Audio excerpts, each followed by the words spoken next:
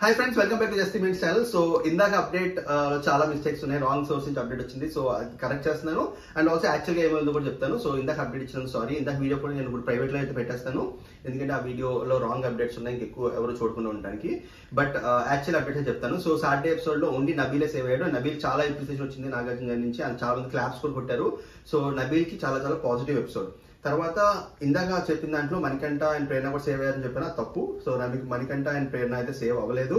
And మణికంఠకి కొంచెం class కూడా బిగరు, మొత్తం హౌస్ లో అందరికన్నా ఎక్కువ క్లాస్ వచ్చింది మణికంఠకి అని ఇన్ఫర్మేషన్ వచ్చింది.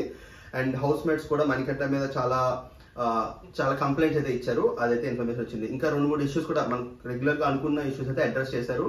లైక్ ప్రేరణ విషయం, ప్రేరణ మణికంఠతో యష్మి మణికంఠతో మాట్లాడిన విషయం, యష్మి వర్సెస్ సోనియా, ఈ విషయాలు కూడా అడ్రస్ చేసినట్టయితే ఇన్ఫర్మేషన్ అయితే వచ్చింది.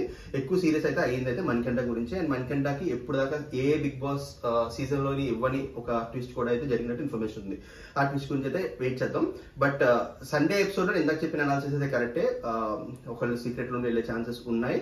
మణికంఠ కూడా వెళ్ళొచ్చేమో, మరి చూద్దాం. ఎందుకంటే మణికంఠ సేవ్ అవ్వలేదు కాబట్టి.